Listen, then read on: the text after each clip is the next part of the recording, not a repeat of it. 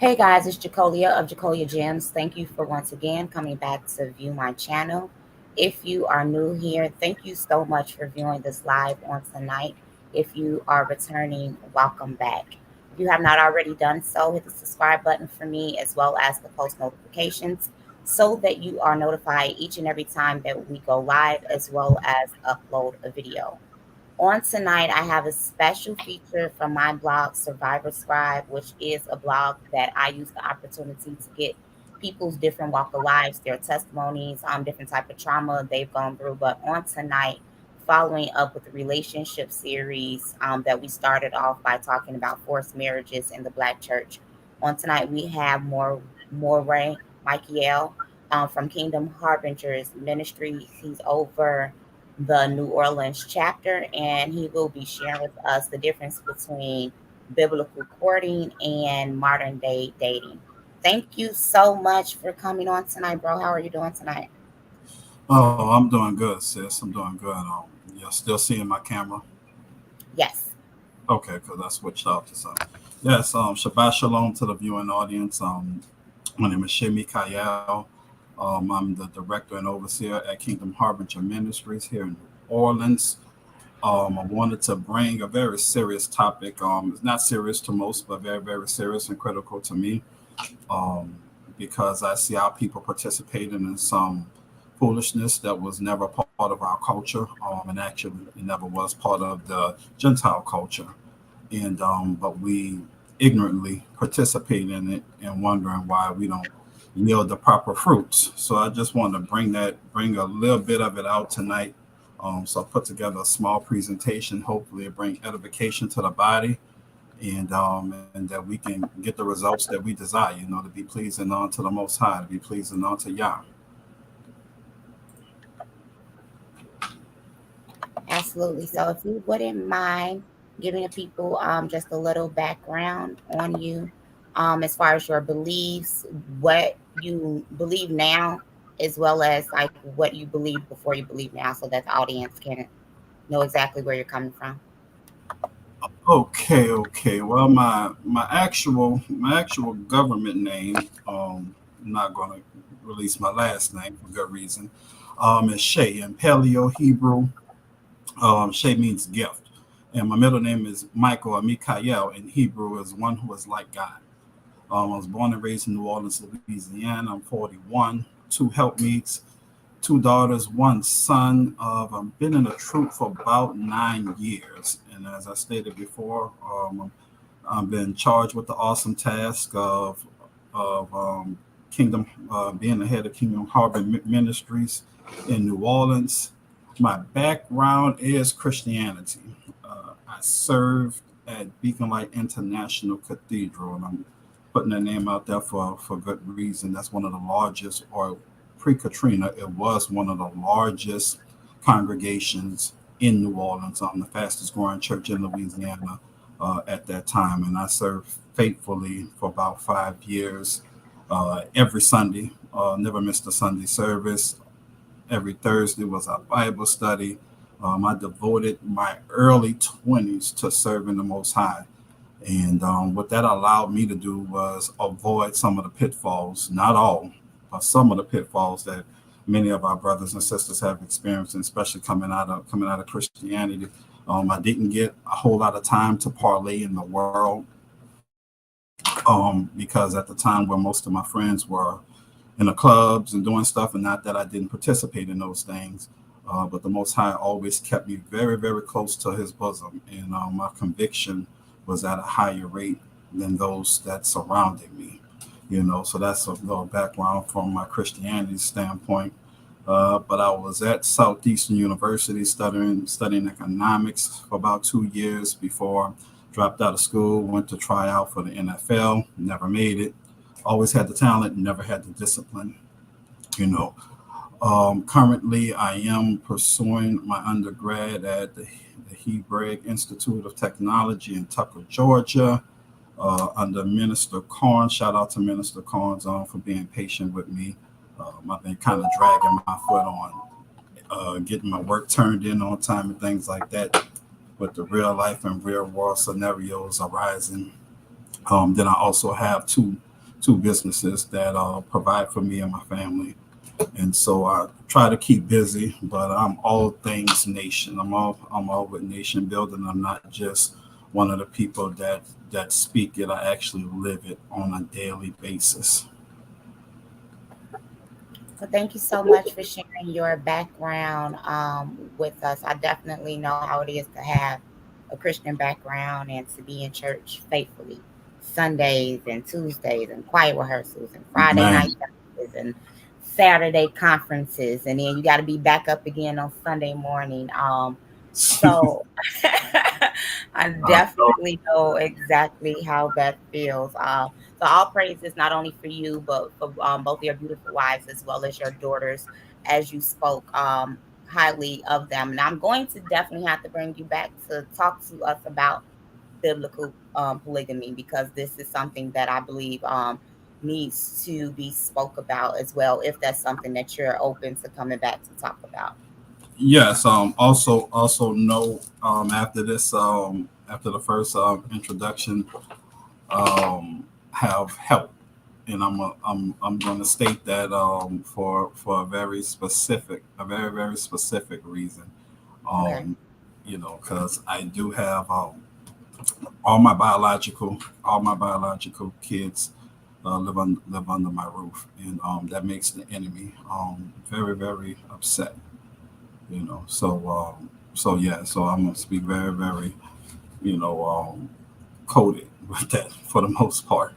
Definitely understand. So what I'm going to do now is pull up the slideshow. I'm gonna exit out the screen so that you can get straight to the meat of the topic. Absolutely. All Okay. right, all right. Want to start out giving praises to the supreme being, the creator of heaven and earth. Some call him Yah, some call him Yahweh, some call him Yahweh, some call him Ahaya. I call him Yod He Wav He. And I want to give him his just due because he has blessed me and my family in a tremendous way, and I will be forever grateful, humble, and indebted to the Most High for how He has positioned me and allowed me to be able to maneuver in this cruel, awful, wicked world. Also, I want to take the time to go over Proverbs. Proverbs 27:2. And if y'all see it on the screen, it says, let another man praise thee, and not thy own mouth, a stranger, not thy own lips. And I want to take a time to give our brother, our founder, Divine Prospect, his flowers for the time and effort that he has put in to start this ministry, to study the way that he studied, to be able to deliver the message that the Most High has given him in such a way where it doesn't even make mainstream uncomfortable, but yet it doesn't lose its potency, and that's a very critical thing to be able to do, to be able to sort of, I won't say straddle the fence, but maintain that sort of middle ground where both sides have to respect your demeanor, your scholarship, and everything that you bring to the table. Also, just a small shout out to Brother Zion Lex. I am taking his Hebrew courses. Learned a lot also from that brother. And to my Hebrew brothers with me at KHM, I love and appreciate all of them. And I want to take the time out also to thank, in particular, Brother Andrew Edwards and Brother Marco Perkins. These brothers work closely with me. Um, Whatever I ask, whatever I need from them, they are there to do it and help me carry this mantle and this burden of preparing our people, preparing our people for the arrival of our Messiah. We all have parts to do, and we're just doing our part here in New Orleans to try and bring the Most High His glory and His just due.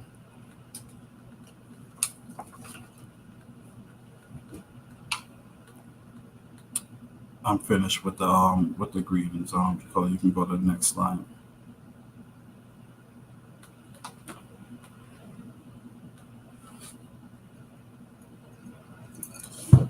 Also, I want to announce what we're doing here at KHM NOLA. We have some upcoming events. We have our Feast of Trumpets, October 9th, 2020. The location will be would be determined at a later date. So anybody who is wanting to and able to fellowship with us at this day, you can reach out to me. You can reach out to me via email at khmneworleans@gmail.com. That's khmneworleans@gmail.com.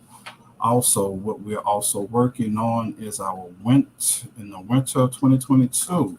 That's going to be later on. I'm estimating between November in December, give or take. We're going to build our worship center and fellowship hall.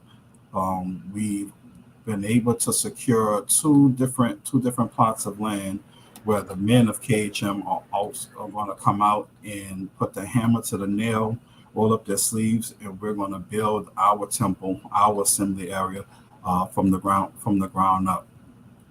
Also, we have our land dedication and barbecue. This fall, we also secured some land in Lumberton, Mississippi.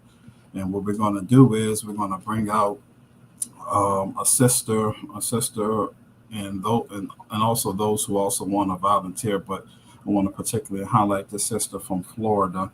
I'm not going to say her name because I didn't get her permission, but she has a, a very, very gifted skill set in teaching our nation how to garden, how to grow their own food and things like that. And we're going to bring her out, have her teach the multitudes. We have roughly about close to 17 acres of land that we're going to be cultivating, that we're going to be growing food, teaching our youth, also our adults such as myself, how to live sufficiently off the land. So that's going to be sometime in the fall of 2022. Also, we feed the homeless. Every program, what we do is we throw all our money in a pot. We cook, and we go out to downtown New Orleans. That's where the majority and the bulk of the homeless population is in New Orleans, and we feed them. We give them gifts. We give them hygiene products. We try to help them out in any way that we possibly can. The last time we did it was pre-COVID. COVID shut a lot of things down, so we wasn't able to do it last year due to the restrictions being so strict. But prayerfully, we can get back to that. That's a real blessing, not only for us, but for our kids to see us giving back to those who are less fortunate. And also our official chapter launch 2023. This one here, it's been a long time coming. Again, New Orleans is one of those crazy cities where the restrictions for the lockdown has just been ridiculous. They were at one point, they were literally walking around giving $500 tickets to those who didn't have a mask, on. That's ridiculous. So we weren't able to do our official chapter launch. But in 2023, I'm going to get with my brother Divine and map out some dates. And I promise you, this will be the best chapter launch that Kingdom Harbinger has ever seen. Not that it's a competition, but it will be the best. But just wanted to share those upcoming events, and anybody who's wanting and able and willing to participate, again, khmneworleans@gmail.com. Shoot me an email. We'll be more than excited to have you participate, come down and fellowship with us. You can go to the next one.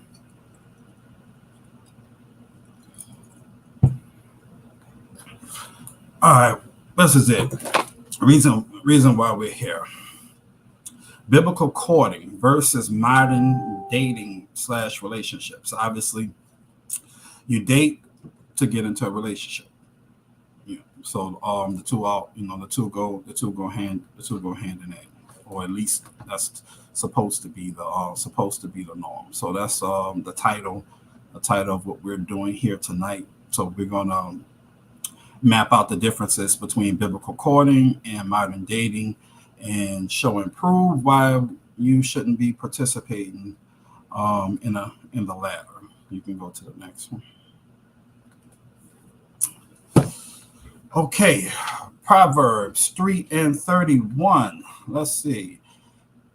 Envy thou not the oppressor, and choose none of his ways. Choose none of his ways. So the interesting thing about relationships, modern relationships as we know it here in Western civilization, is that we can't find any proof of it in the scriptures. So where did it come from?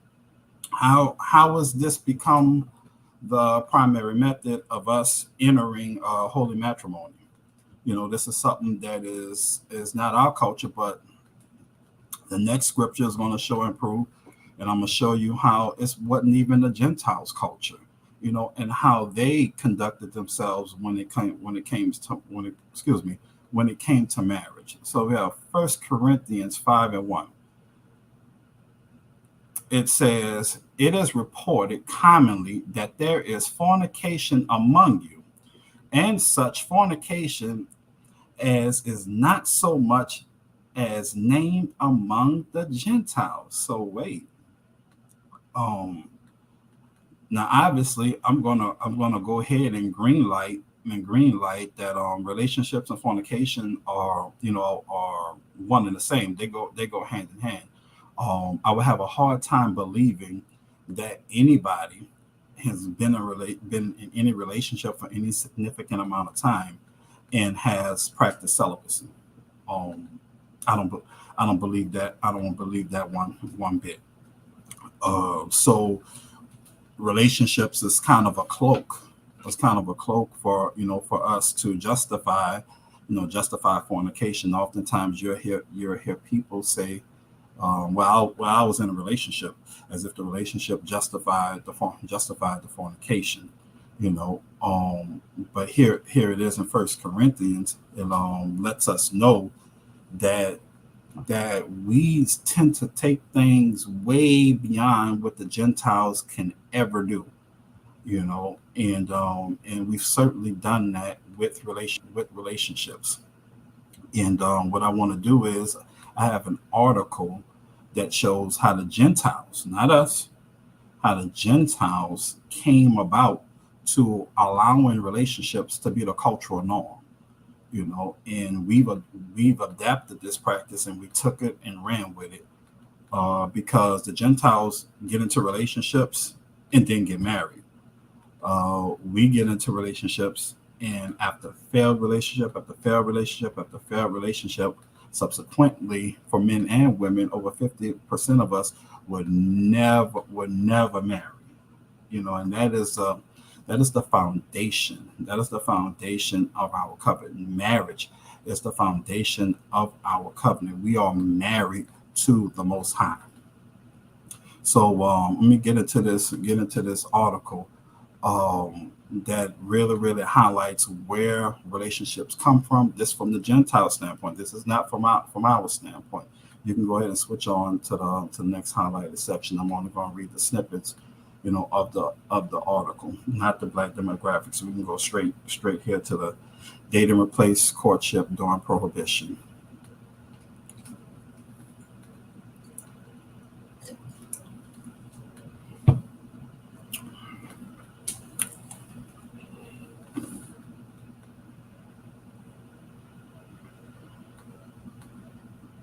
It should be on the next slide. You don't have to click onto the link.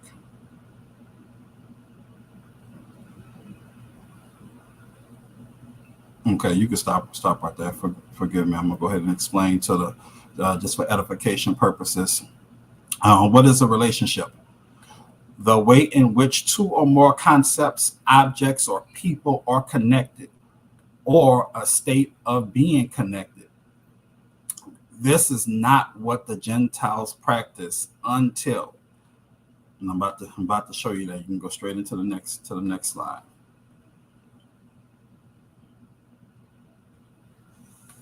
All right.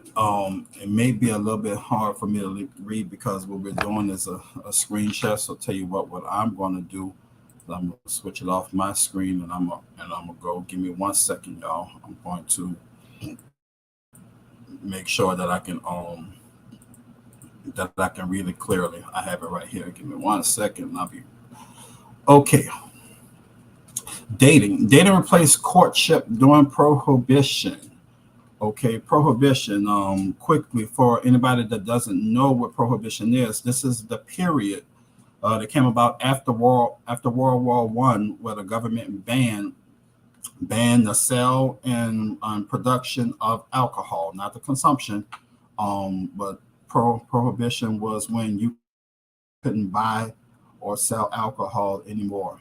The government believed that the American population, keyword American population, Gentile population, was heavily dependent on alcohol. People drink all day, every day. There was nothing for the average American to get up at 8 o'clock in the morning to start drinking all day.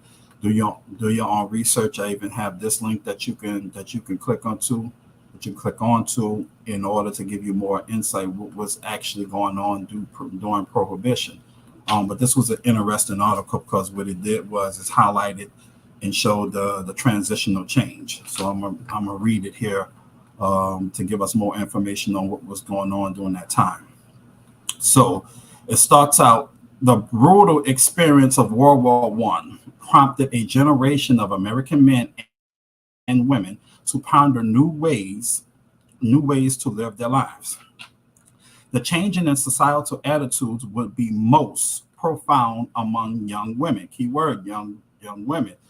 I'm gonna pause right here. Relationships are detrimental to you as a woman. The relationships actually benefit the man more than the woman because he gets to sample the product whatever without ever making a commitment to purchase it. You know, but in our culture now, the women are okay with that. But it's not yielding you the results that you desire. But I won't go too far into that yet. But I just wanted to highlight that here it is. The article here says it was more profound among young women. Watch this, who challenged the restrictions that had been placed on their behavior by 19th century Victorianism. Victorianism is a very, very weird time. It actually comes from Queen Victoria of England, where women wore. The good thing was that women were very modest in dressing attire. They wore dresses down to their ankles. They didn't reveal much. However, they were taught to suppress their sexual desires and pretend that they didn't exist. And that creates all kind of fusion in a war on the inside of a woman not being able to express herself sexually with her covenant partner. Here we go. One of the emerging revolutions that exploded onto the mainstream during the Prohibition era was dating by single men and women without an adult chaperone or escort. So let's pause. We have Gentiles that would not let their children go out on a date in public without an adult chaperone and supervision. This is not Israel. This is the Gentiles. Okay? So I want to make this clear that if we letting our children go to prom, go to all these dances, Sadie Hawkins and what's the homecoming. That was not our culture. That was not our society. That was not part of our society. It wasn't even part of American society. It was only during the Prohibition era, which was roughly about 100 years ago, where we have our Gentile counterparts that are now allowing their children to participate in this practice. Let's keep reading. Two constitutional amendments following the war played important roles in this revolution. The first was the 18th Amendment, which prohibited the making, transporting, and selling of alcoholic beverages. The second was the 19th Amendment, which gave women a right to vote.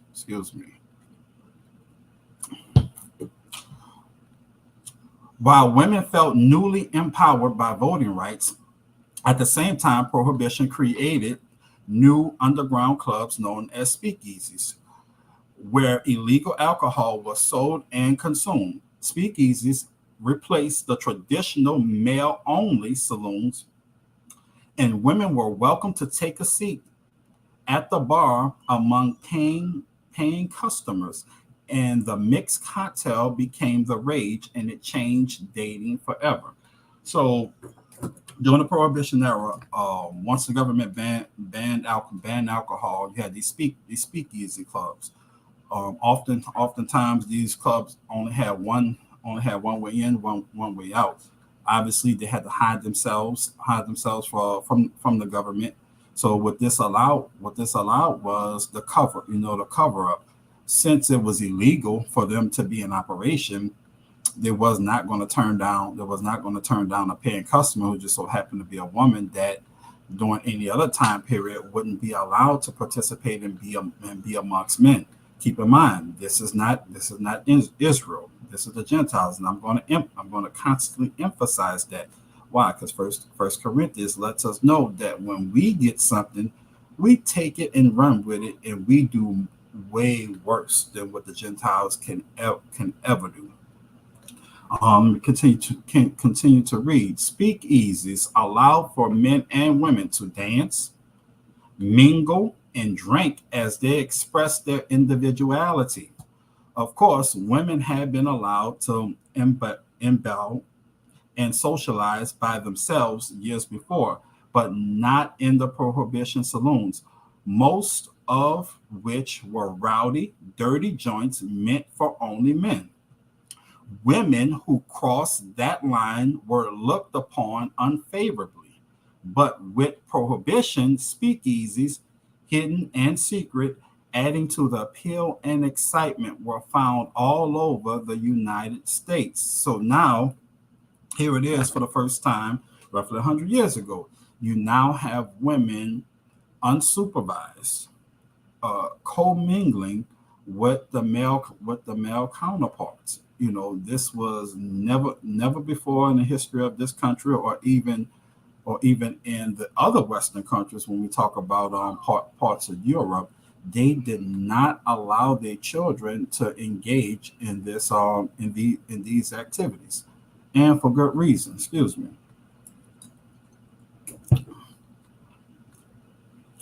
Now, for new ways of thinking about unmarried sexual relations entered the mainstream of American life. Keyword: new ways of thinking about unmarried sexual relations entered the mainstream of American life. This is not Israel.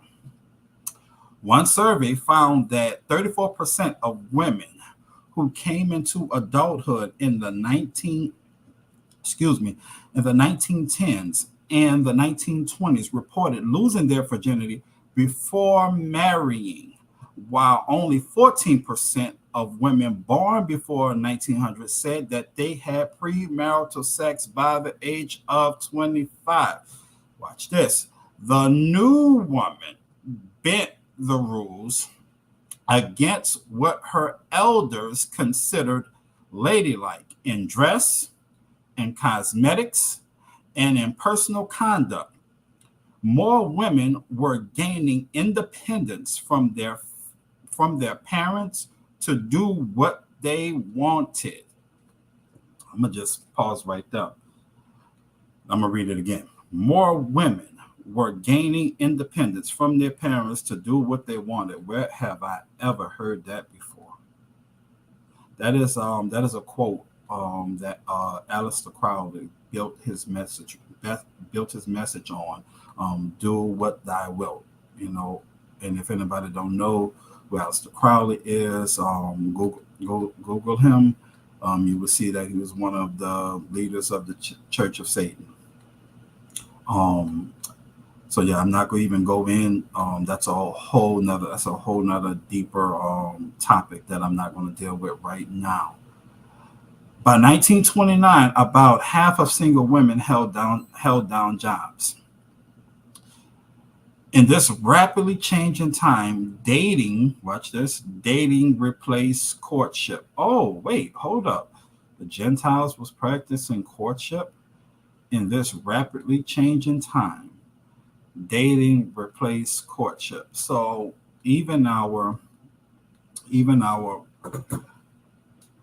people who were not practicing Torah,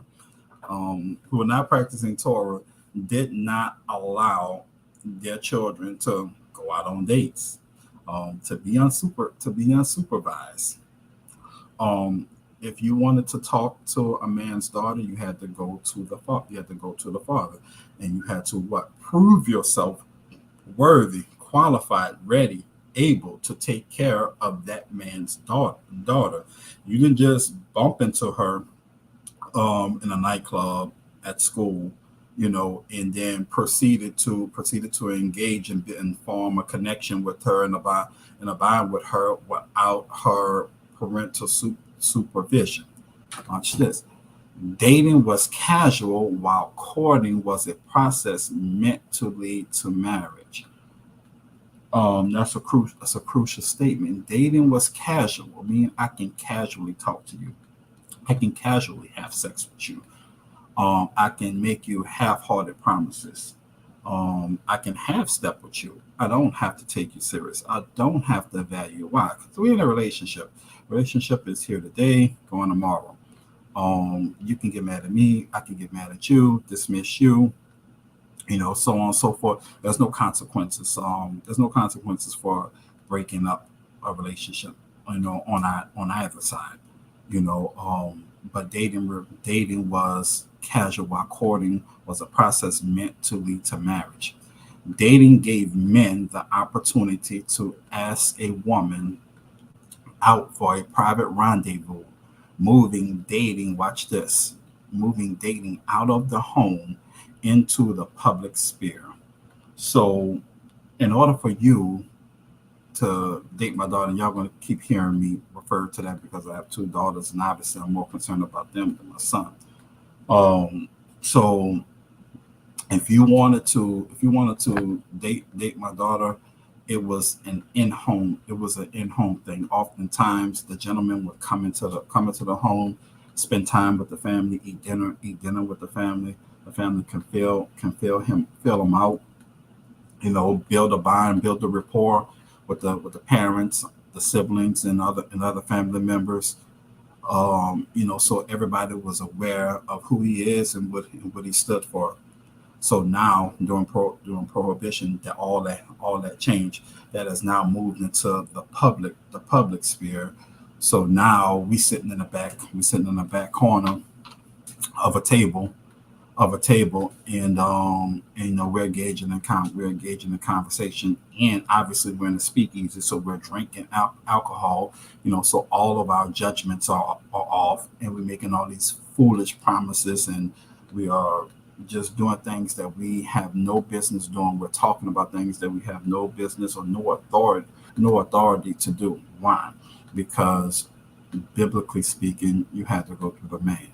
You had to go through the family. You're not going to just engage in conversation with the woman without going through her father. You can go to 7. Go to the next slide, and it should say 7 major ways relationships can have a negative impact. There we go. Cool. 7 major ways a relationship can have a negative impact on your life. On our lives. Watch this. The plan or future expectations can suddenly change without notice or recourse. Let me give you all an example.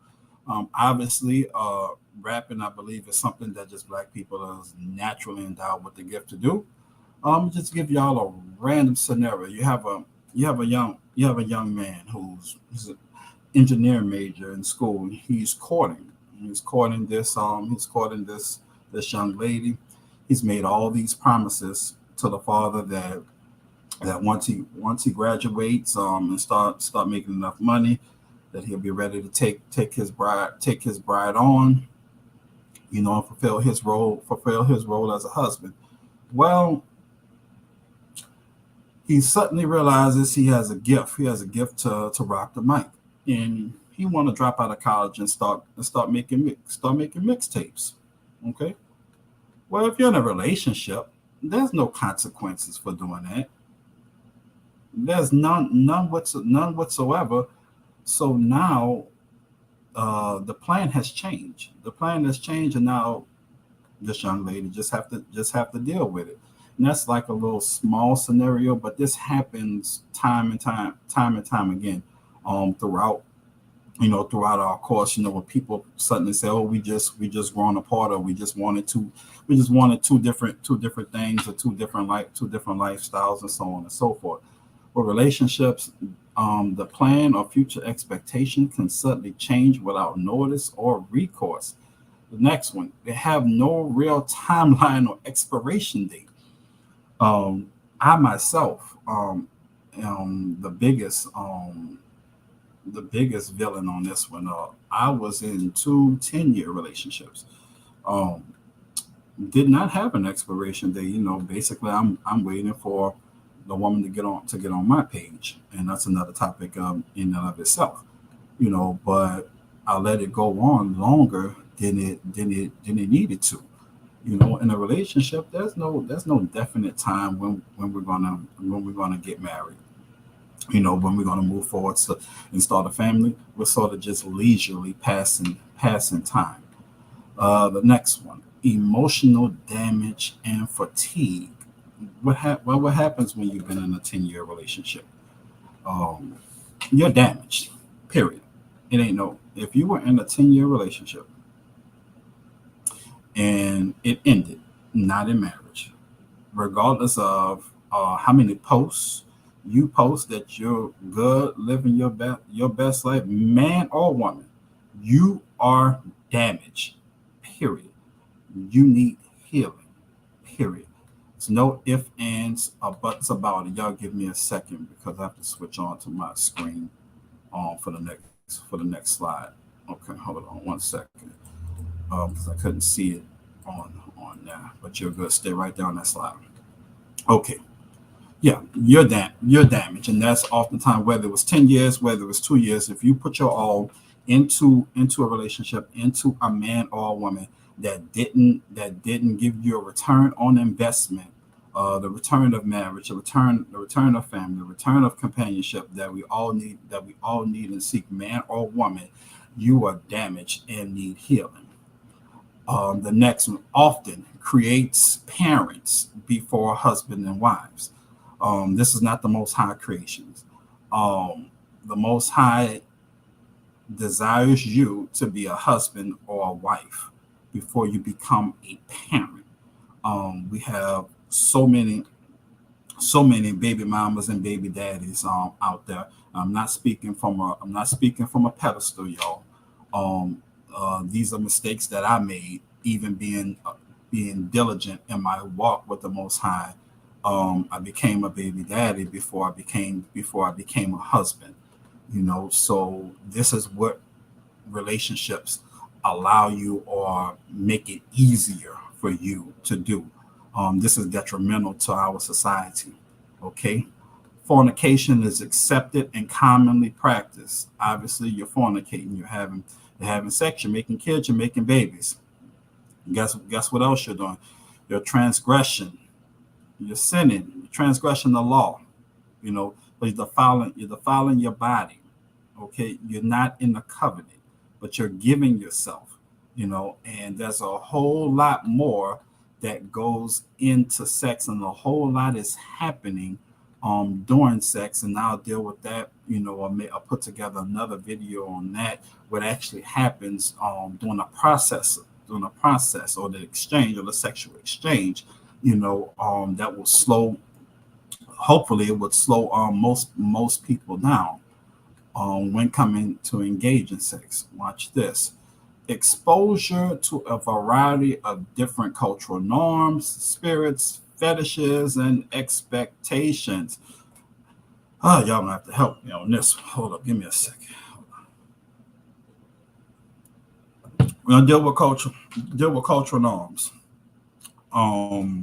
Cultural norm. Let me just give you something simple. If you date, if you're dating an individual from from that is Mexican of Mexican descent, their culture is totally different. It's totally different from the Black African American culture here in the U.S. What you learned or what you experienced there, for the most part, from my experience and understanding that Mexican women are naturally, I'm not going to say naturally, forgive me, or they're usually way more submissive. So what happens is you begin to have these expectations for every woman, to be that certain way. And I will certainly give room for correction on that if anybody who've ever really experienced that from the culture. I'm just using that from an example. Secondly, spirits, the spiritual exchange that happens.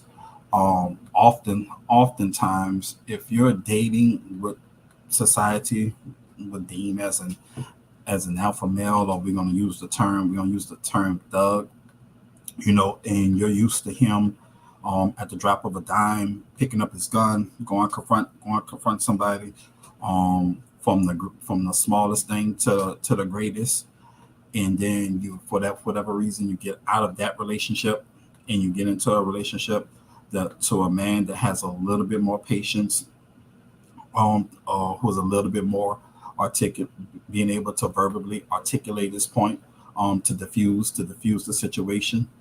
You may deem him as a square. You may deem him as unworthy, because he didn't run into the back room and grab his gun.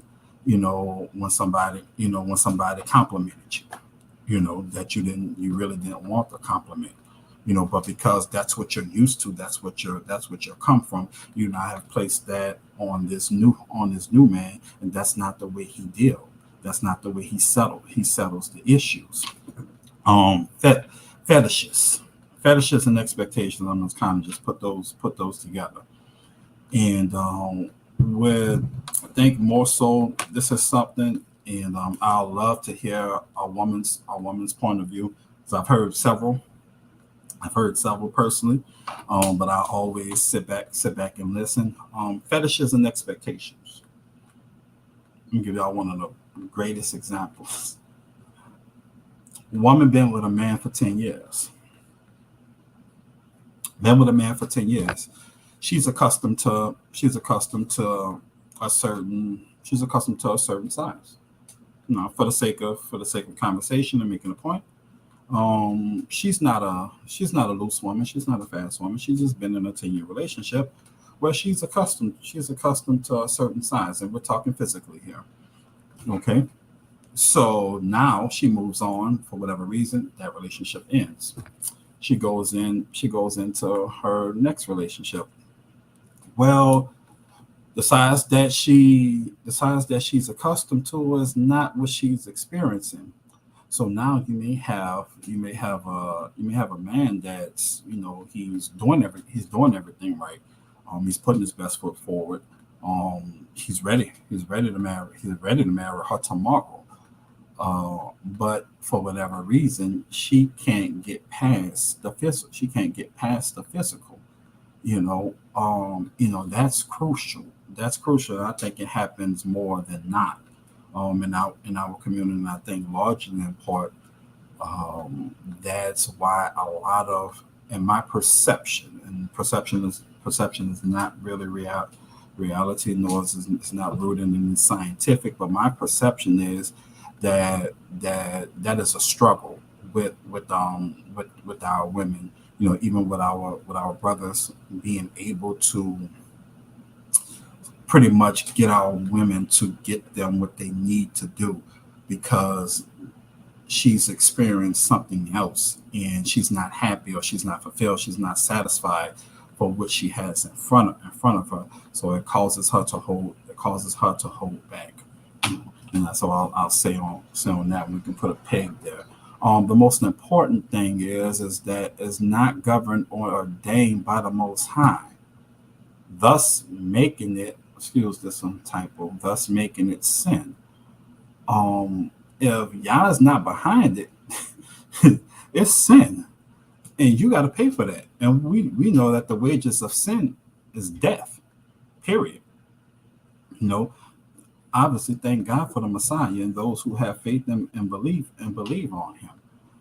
But we have to be real. Relationships are not governed by Yah. Why? Because Yah gave the authority to the Father. So then you have to go through the Father. You don't go through her homegirls. You don't go through her mother, unless her mother is standing in on behalf of the Father. That's order. That is Yah's order. So if you just so happen to bump into a young lady at school and y'all hit it off and y'all have this great chemistry and y'all started a relationship, but her father is nowhere in the picture, nor did you go to any one of her spiritual elders, then you're transgressing. You're transgressing. You're out of order. Yah is not. You cannot show me any text, any scripture where Yah ordained relationships. Nowhere. Please show it. Please show it to me if you can. You can go to the next one.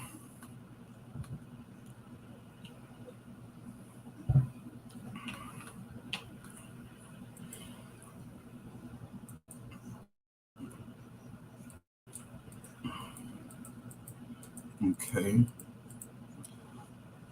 We're gonna go to righteous courtships. Righteous courtships are Israel's path to marriage. Let me first say this, because marriage has gotten a lot of bad press. And marriage is work. It is a lot of work, and most of the work comes from basically unlearning the things that the world has taught you about marriage. So you have to go through unpacking all that negative stuff before you can actually get to the meat, and the potatoes of what an actual righteous marriage is.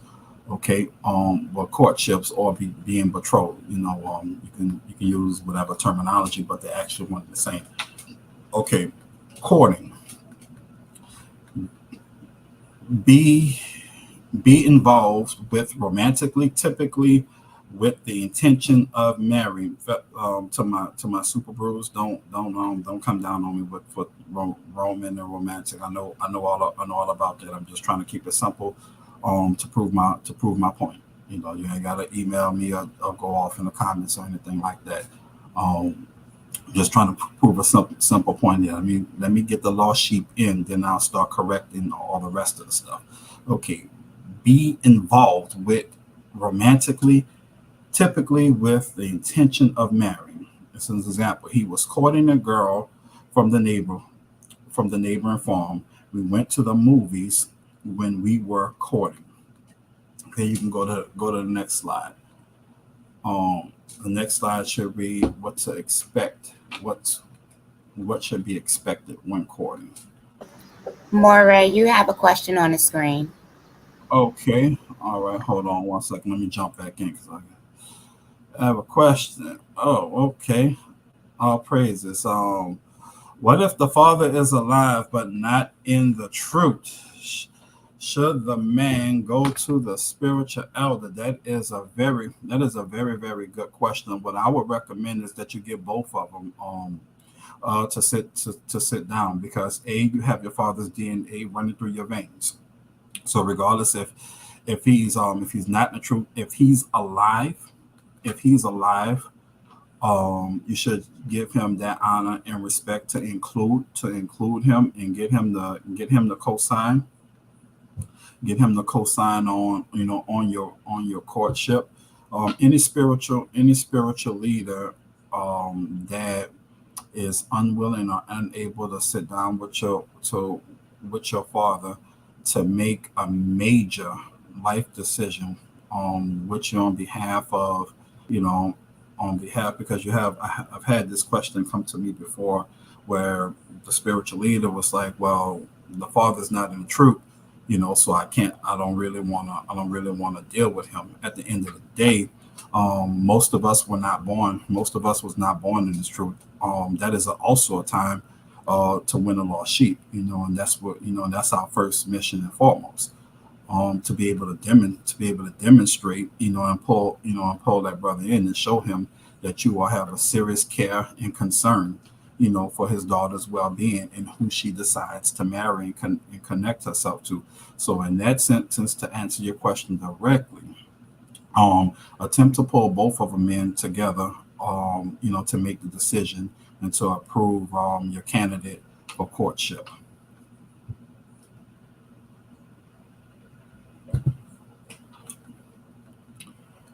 Right? That was a very, very good question, by the way. Sister, I really know and love and appreciate right there. What should be expected when courting? Okay. What should be expected when courting? Courting is governed by a trusted, outside, righteous third party.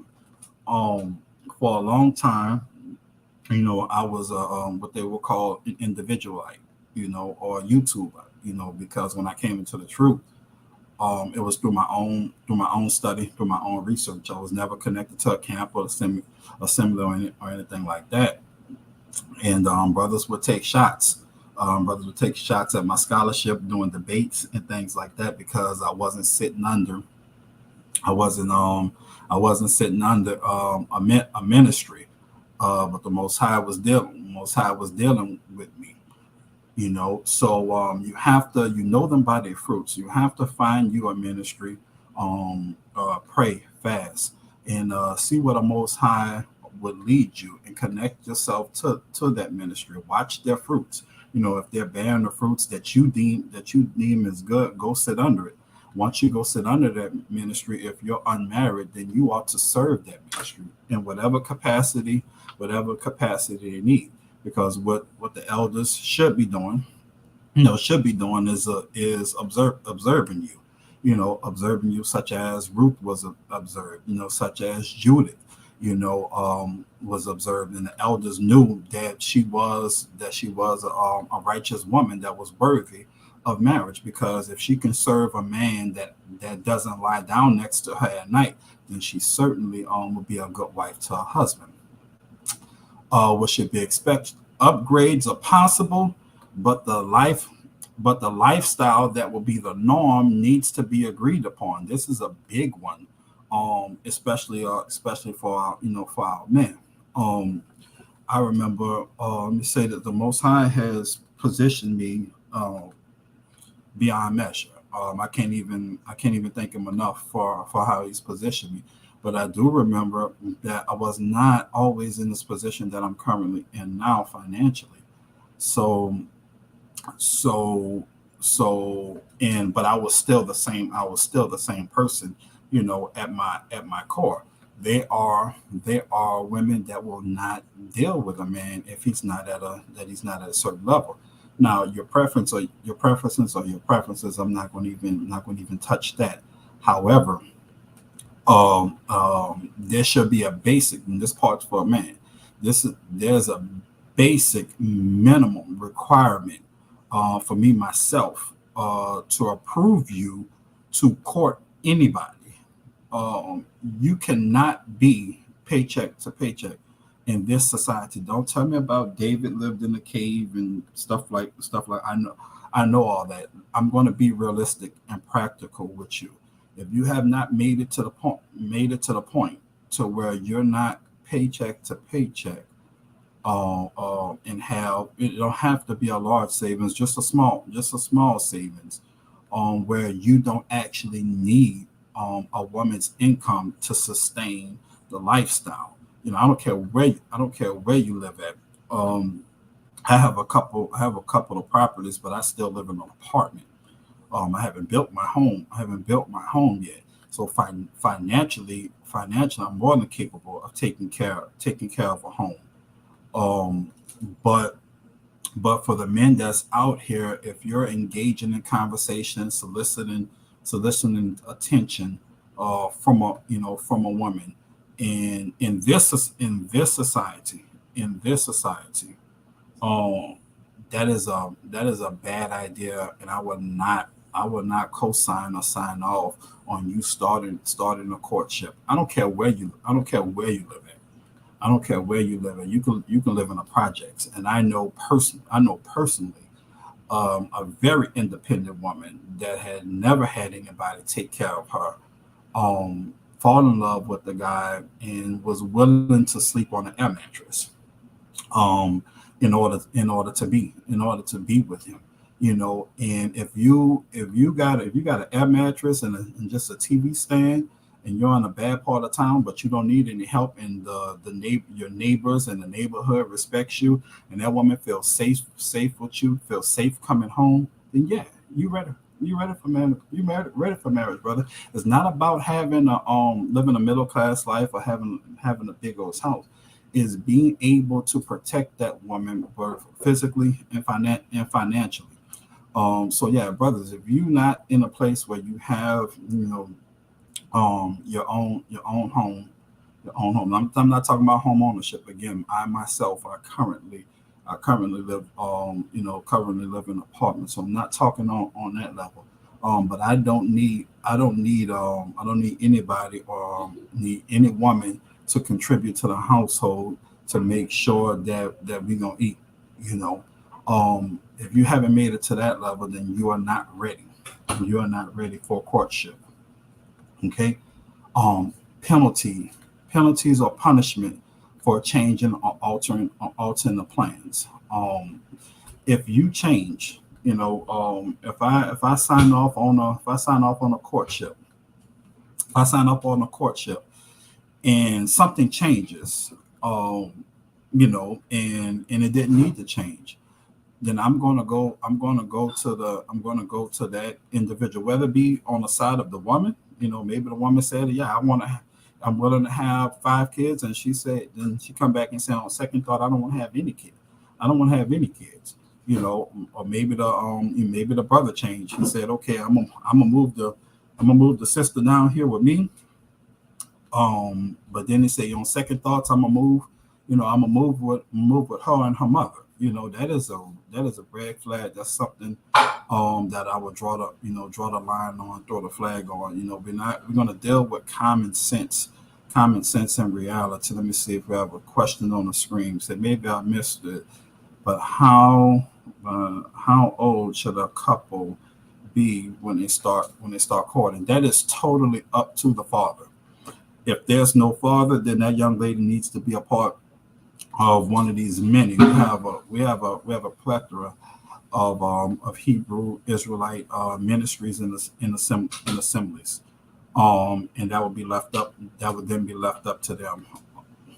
Typically, typically, I'm going to say a good age is between 17 and 18. Is between 17 and 18. But every circumstance is different, because remember, we're fragmented. We're fragmented. We are a broken people, a broken nation. To put a definitive time frame on when should a young lady, a young man start courting, is very unwise. But if the biological parents are in place, then that should be left totally up to them. Period. Let me see. Emotional damage. Emotional damage and fatigue is kept at a minimum.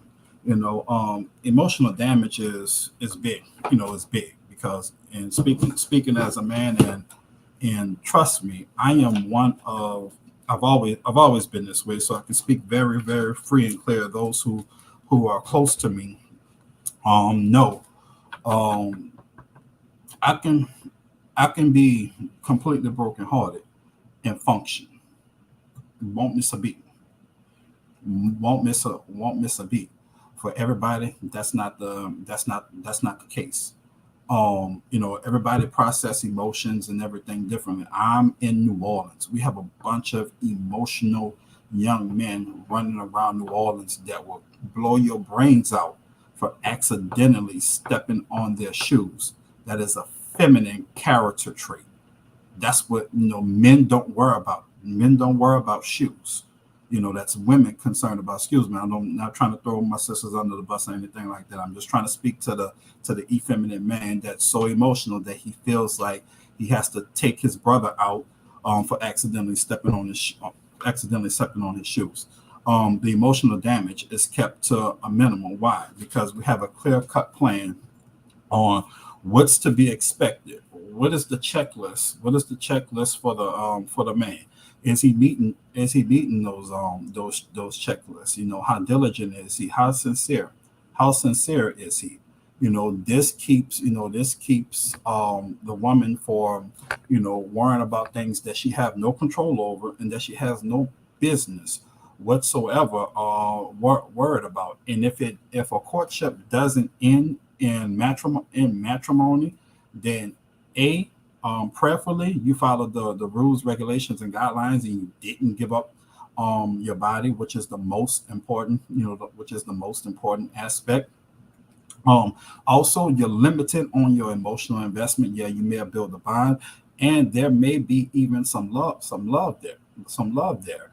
But if that person or individual really loved you and really wanted to be with you, then they would have followed the path to marriage. And if they didn't, then you have to seriously sit down and vet, and see, okay, what happened? Was this a sincere individual? So the emotional damage during courting is kept at a minimum because you have a third party governing it and not yourselves. Hold on for me 1 second. I'm about to click onto my screen so I can see it. Give me 1 second. Okay. All right.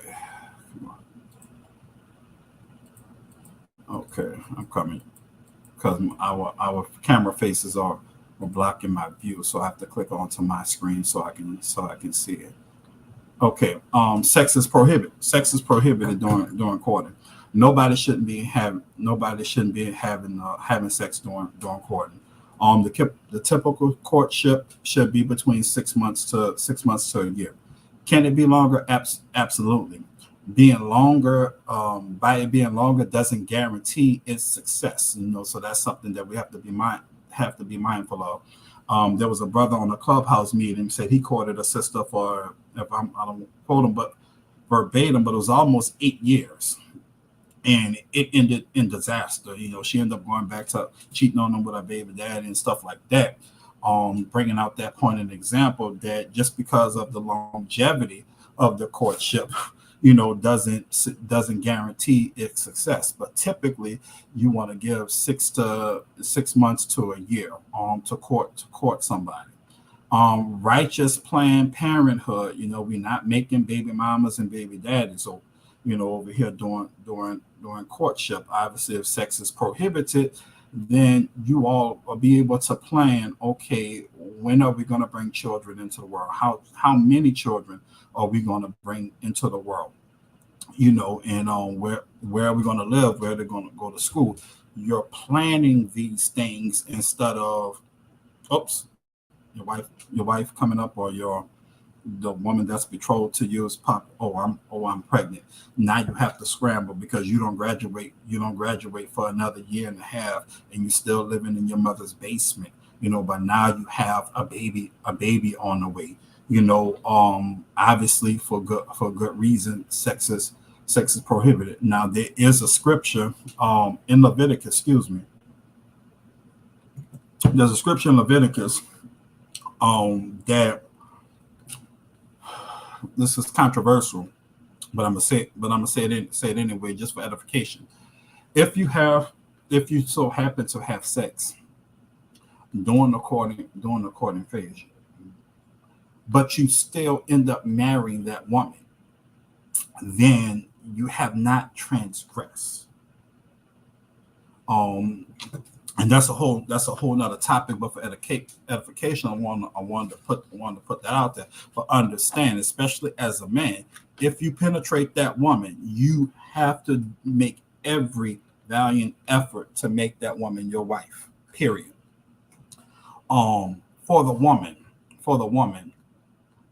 actual demonstration of the level of submission that will be exuded daily, because there are levels to submission,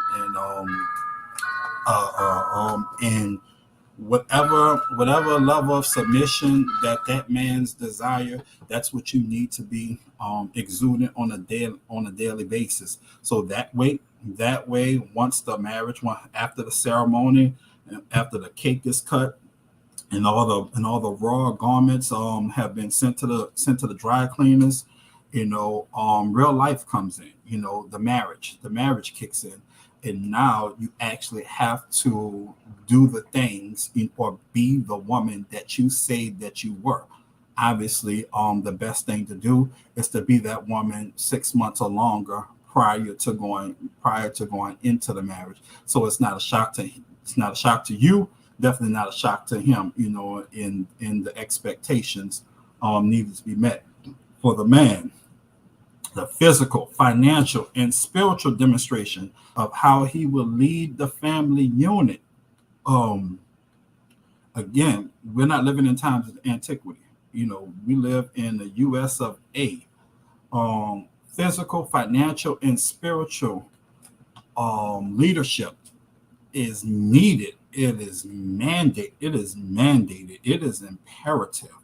If First of all, if you can't protect her physically, I'm not talking about being able to beat everybody up on your block. I'm not talking about that. I'm talking about the willingness to protect, the willingness to lay down your life for your family. Period. That's all that's required of you. Love your wife as Christ loved the church. What did he did? What did he do? He was willing to die. He was willing to die for the church. If your woman is confronted and her life is in danger, your life must end first. Period. Period. Ain't no ifs, ands, or buts about it. I don't care about anything. You are a man. Your job is to protect. Period.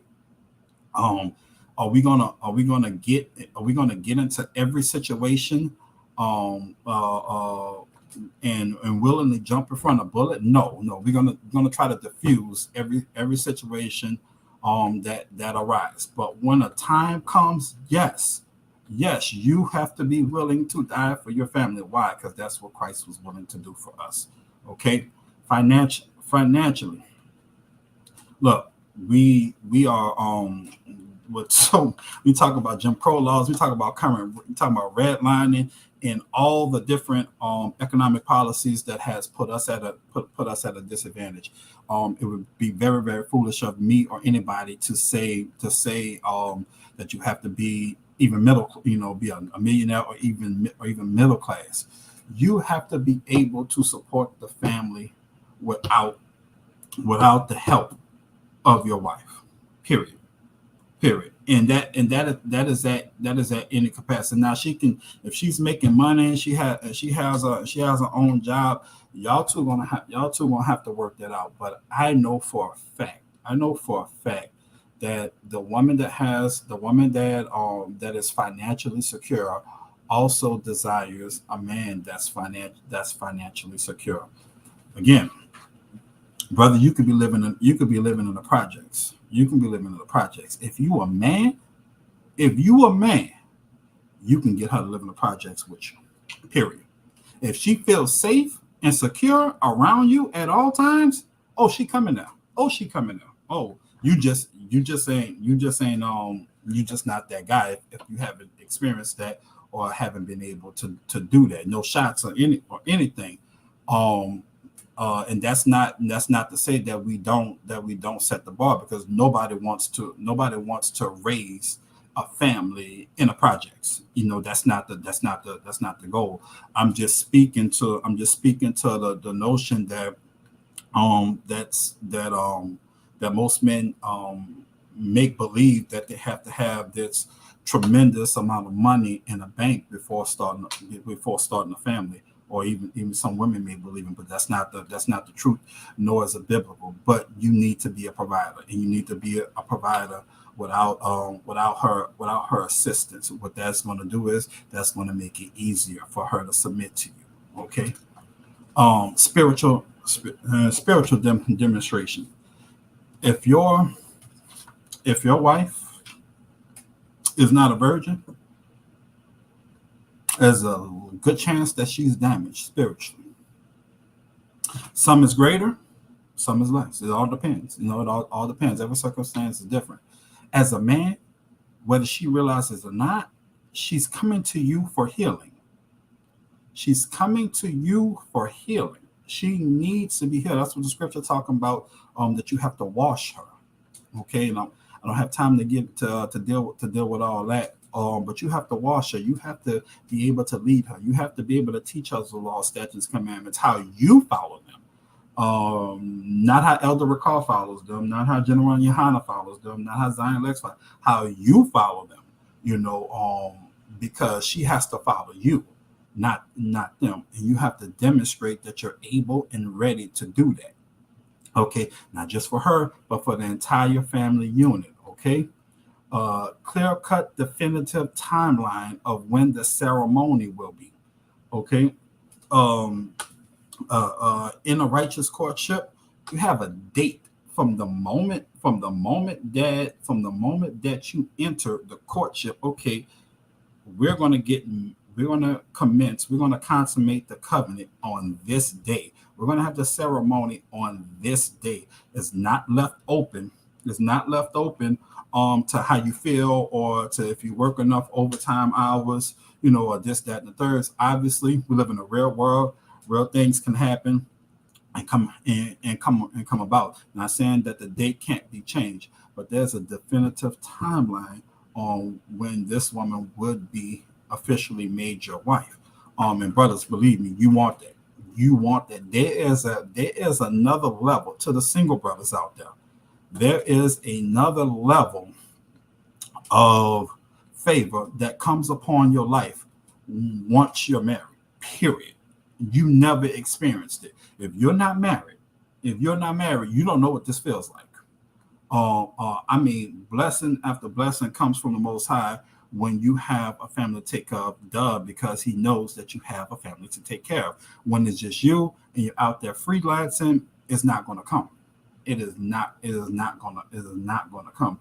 So all the righteous married brothers out there, they know and they will tell you. Proverbs 18:22. So when a man finds a wife, he finds a good thing. And the what? The favor. The favor. I know this is popular in the Christian community, but y'all words is still true.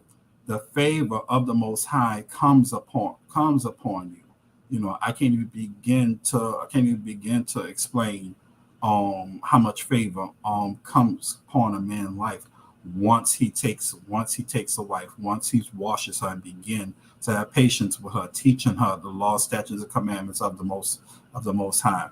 You can go to the next slide.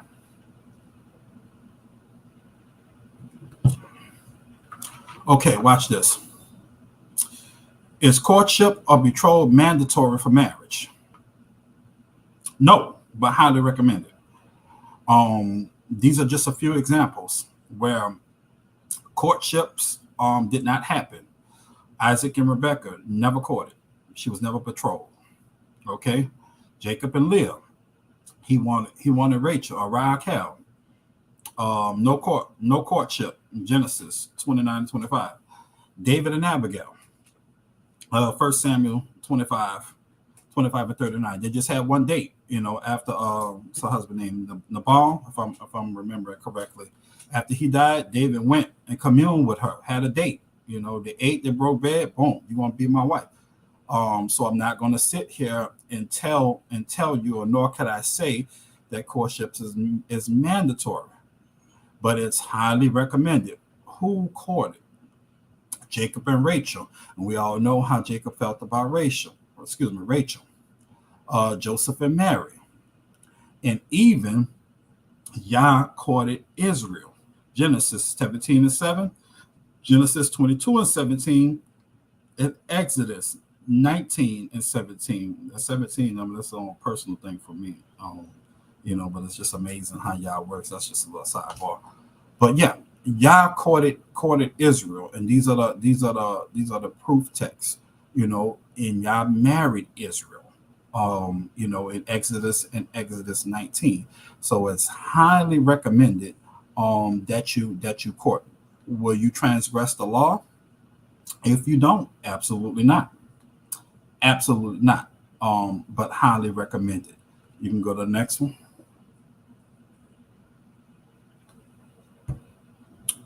Closing and conclusion. Watch this.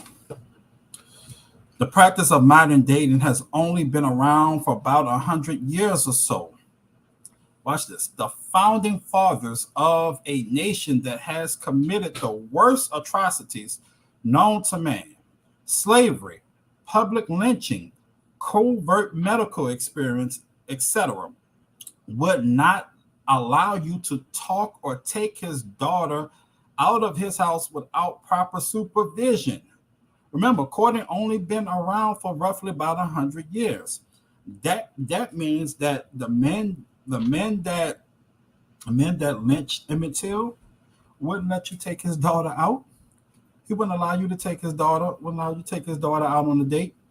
The founding fathers that have slaves, Thomas Jefferson that had slaves on the premises, he's not going to allow you to take his daughter out. So if these men that were capable of all these atrocities wouldn't allow you to take his daughter out without proper supervision, then why are we doing it?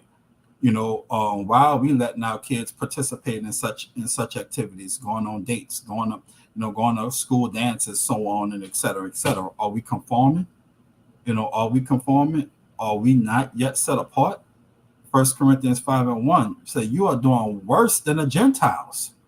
You know, we are given what is sacred and holy to people who were never meant to be a part or even be in our life. Most of us we're in relationships that we never thought were in. Now when we see them on the street, they're a stranger to us. They're a stranger to us. They know how we look without clothes.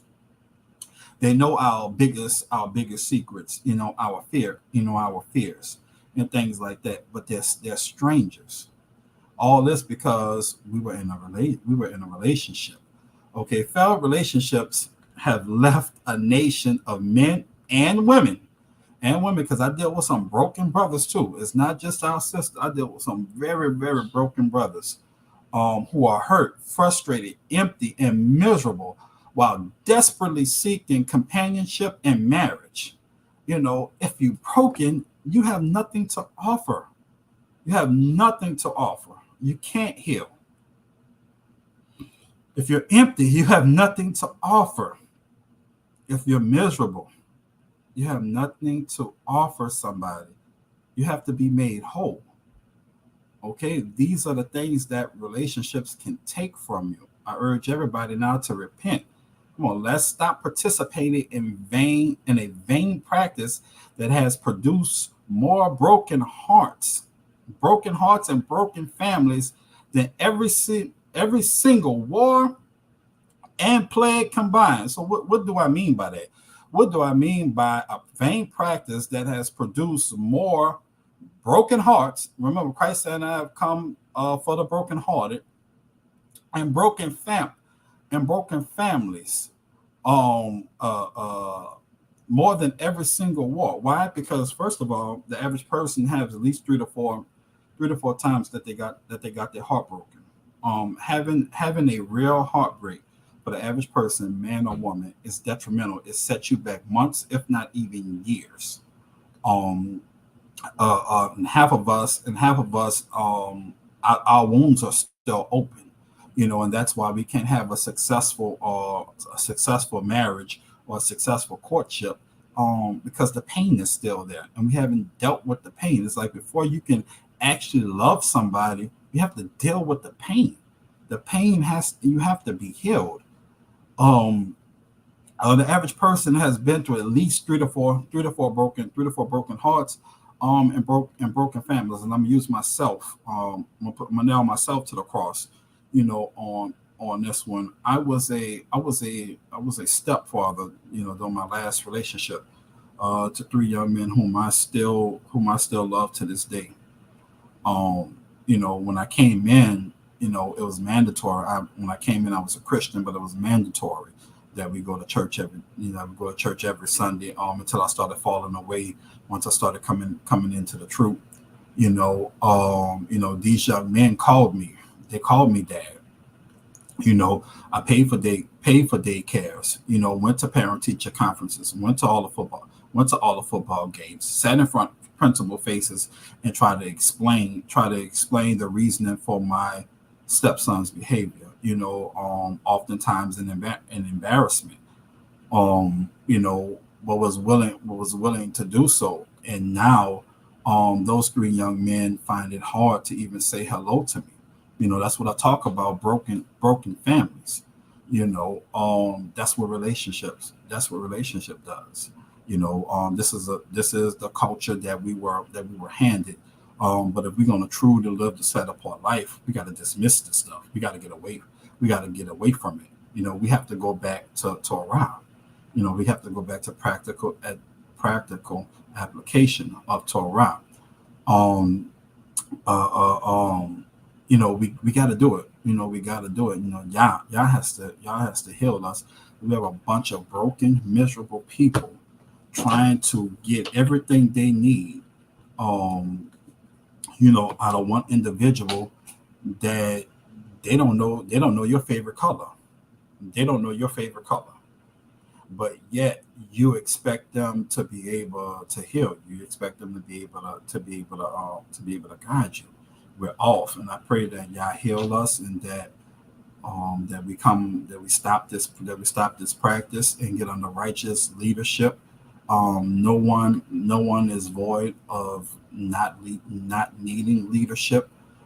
So we can be as individualites as we want to, but the time is going to come when we have to come together. You know, and with that, I yield, and open the floor up for more questions. Or a deeper discussion about something that I mentioned.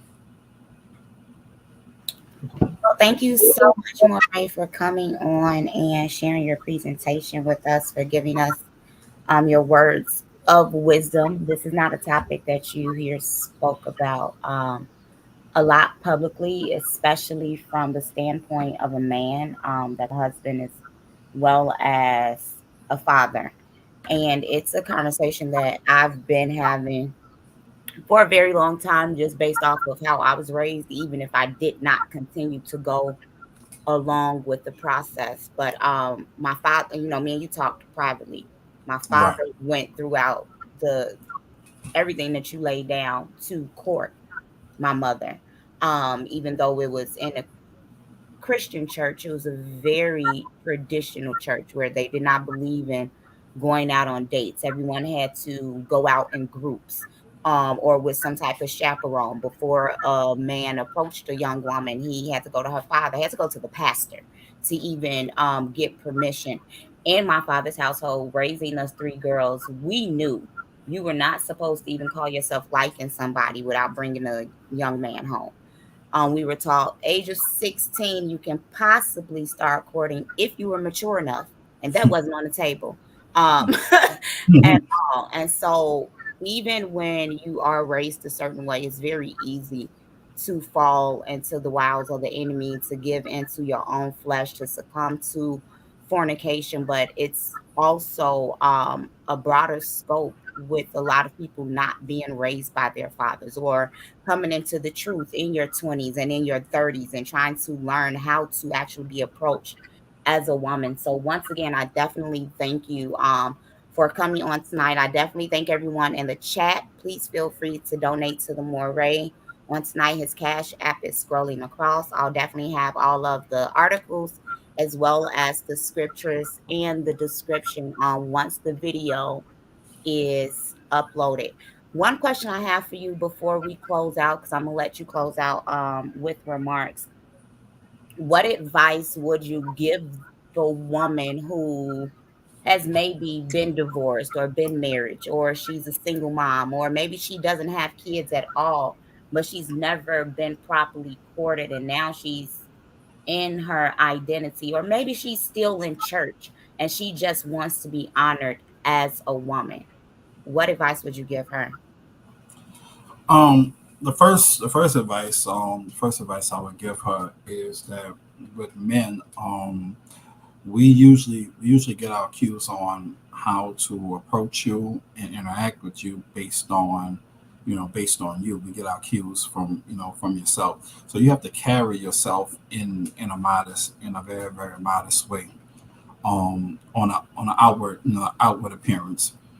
Inwardly, visualize yourself in whatever setting that you believe that you will thrive in.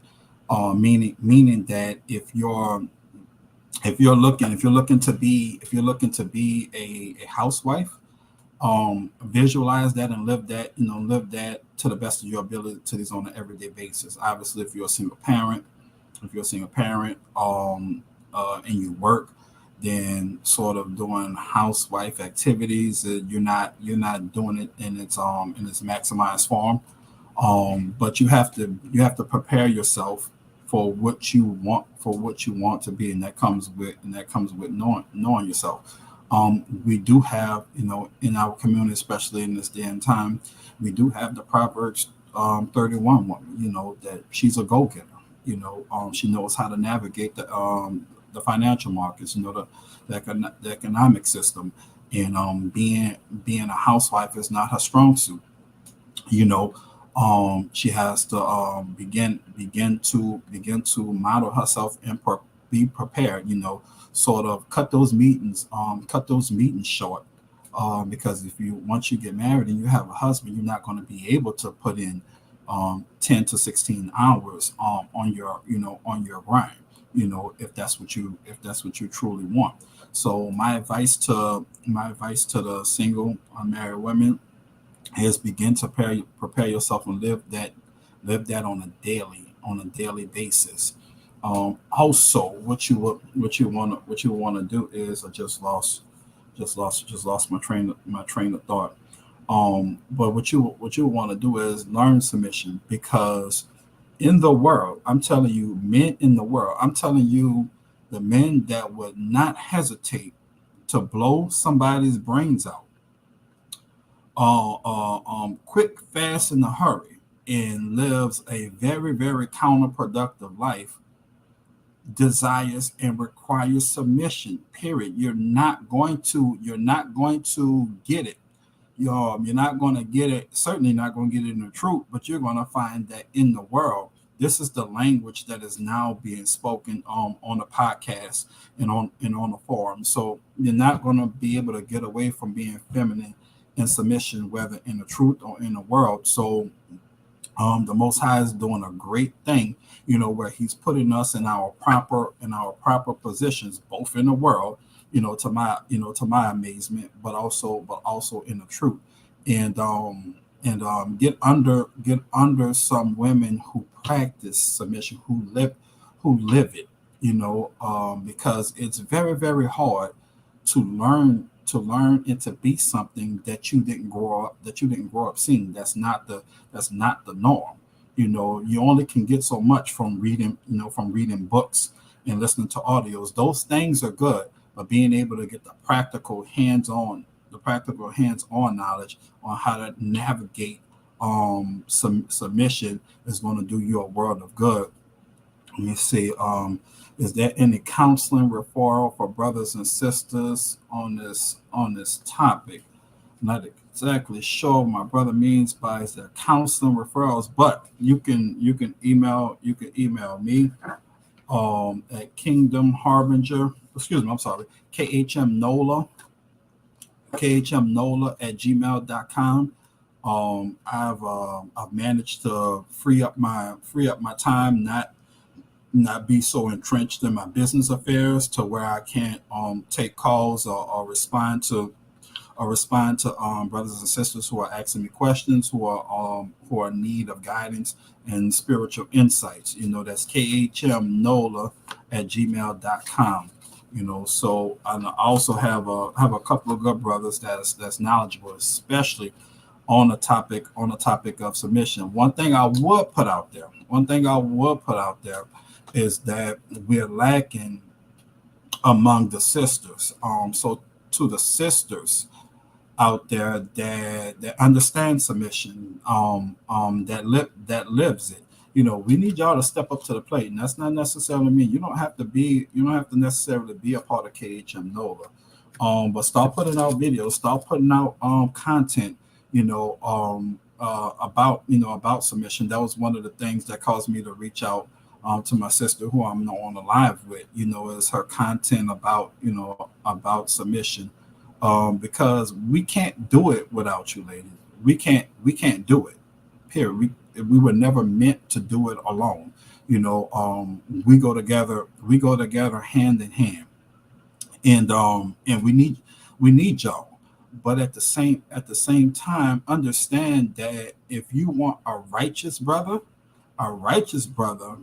is a man of war, as the scripture said. The scripture says that the Most High is a man of war, and that's not mean taking up arms or going upside nobody's head. No, that means that our movements are deliberate. From the house we buy to the land we buy, to the car we drive, to the to the cars that we don't drive. To the vacations that we don't take. The sacrifices that we make. Everything is deliberate. Everything is strategic. I'm gonna take a note from my brother. Said we play chess. We don't play checkers, and oftentimes our move are based off of our opponent's move.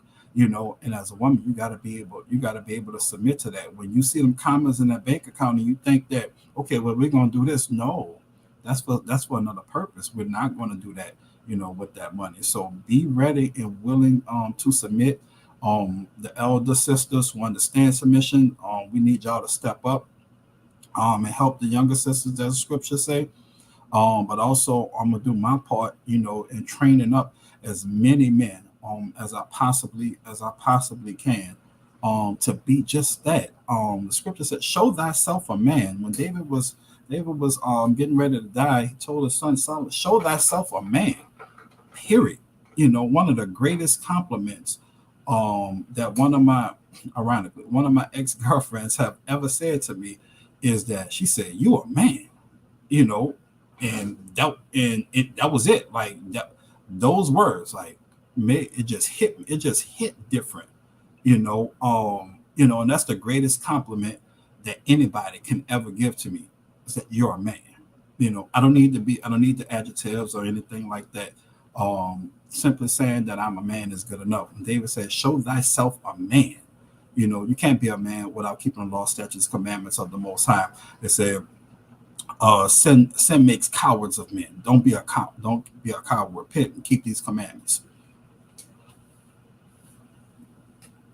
Thank you so much for that. So, ladies, as the Moreh said, it's very important that we find ourselves under women that are our elders, aged, wise women, not the bickering or the gossiping ones, and to just make sure that we're doing what it is that we can to work through our own pain, work through our own trauma, so that we cannot have expectations for a man to work through certain things for and with us as healer.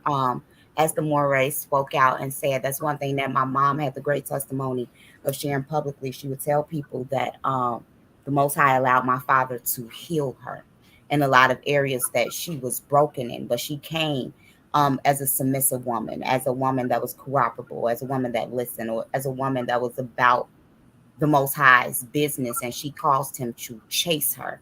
And so these are all aspects that we can pick up. And regardless of what it is that my mother went through, I never saw her become bitter or use the incest or the rape and different things that she shared in testimonies to allow her to become broken. And unfortunately, it's a big narrative right now that men have to provide a safe place for a woman to be feminine. I want to tell you that a feminine woman is not a safe place for a truly masculine man. So, with that being said, if you guys feel free to please donate to the Moreh. I want to thank you again. You could close out with words of wisdom before we shut it down for tonight. Absolutely. My words of wisdom is, understand the season that we're in. Most, even the scholars in the world, will conclude that we are in, the last days, and this is not any spookism. Those of us who are in the truth, those of us who are keeping the law, statutes, and commandments, understand that this is an exciting time, because we know Yahweh will preserve us. But understand we have a responsibility. We have a responsibility to the nation. What from Genesis to Revelation, what did the Most High only care about? He only cared about Israel. Period. That's why he sent his son. He sent his son to Israel. He sent his son to the lost sheep. So you cannot be in this day and time a believer sitting on the sidelines. The founder of this ministry always encourage those get involved. We all have something to offer. Offer your skill set, offer your knowledge. Serve in the kingdom. It's much needed. And when you begin to care about the things that the Most High care about, remember Israel is the apple of His eye. Imagine somebody. Imagine somebody. Oh, okay. Go ahead, Moreh. It was lagging. Oh, okay. I'm sorry. Yeah, imagine somebody blessing your child, who you love. Would you go out of your way to provide for them, to make sure that they're protected when you serve the nation? Again, it's not about. This is not a KHM, a KHM pitch. This is to get off the sidelines, get from behind the keyboard, and find a local ministry, a church that you can be a part of, and offer your skill set, because you have something that the nation needs. And now is not the time just to be behind the keyboards posting scripture. No, now's the time to roll up your sleeves. Actually, go into your bank account. Go into your bank account, pay for that water well. Help contribute to the purchasing of land and things like that. Why? Because we know where we're headed. And I'll end with that. Thank you so much for that, Moreh. So, with that being said, this is Jacolia of Jacolia Gems. Thank you guys for coming back once again to view my channel, as well as for the special edition of Survivor Scribe. The information will be linked down below, his articles, as well as scriptures and contact information, so that you guys can reach out to him. And I'm going to plug KHM.